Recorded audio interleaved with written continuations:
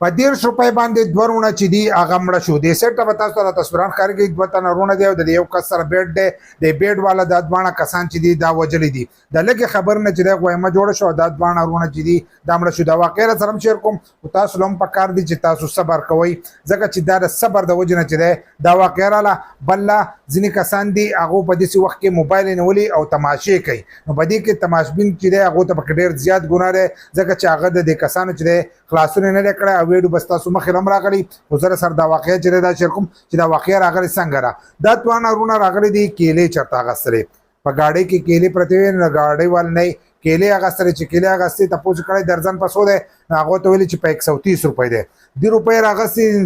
راغستې سره 50,000 روپۍ لوټه او یو ورسره د 100 روپۍ لوټ و نو دې ګاډۍ وال یې ورکړی دی چې موږ له کیلې راکئ نو هغو ته ویلي دي چې دا درځن چې دی دا په 130 روپۍ دی. دوی له بیا د 50,000 روپۍ لوټ چې دی دا ورکړی هغه د 50,000 روپۍ مات چې دی دا زما سره نشته. نو بیا ورته وایي دې کسان ویلي دي دا د خلکو خبره ده چې هغو ورته ویلي دي چې موږ له د 100 روپۍ راکړه د 10 روپۍ راته کټ کړه. نو په دغه چل کې چې دی د دې ماریزې راغلې لکه خبره چې دا ورانه شوې ده په هغې غویمه شوې ده چې غویمه شوې ده نو دې ګاډۍ والا چې دی خپلو ملګرو ته ټلیفون کړی چې ټلیفون یې کړی دی د ده ملګرو دغه ځای کې کرکټ کولو چې ټلیفون یې کړی د دا ملګري راغلی دي چې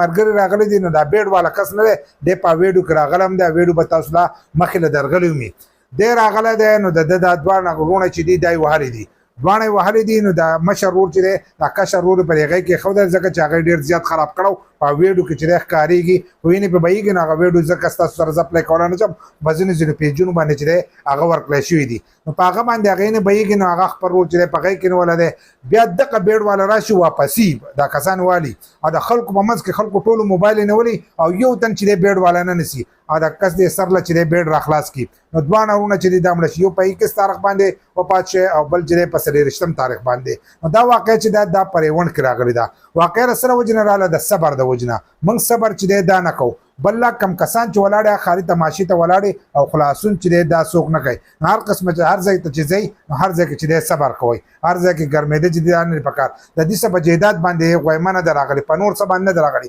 خالي چې دی د ګاډۍ وال نه کیلې هغسې ناشنا کس و او هغه سره چې د غویمې یې راله د سره وجې نه د غوسې د وجې نه غوسه کوي او څوک چې دی صبر نه کوي چې صبر نه کوي نو دا قسم واقعې به هم راځي. بل کوم کسان چې تماشې ته ولاړو زیات ګناهګار چې دي خلک وایي چې هغه پکې ګناهګار دی ځکه چې هغو دا کس چې دی دا نه دی رانیولی. نو تاسو را سره هم خپل رایه چې دی هغه شریک کوئ.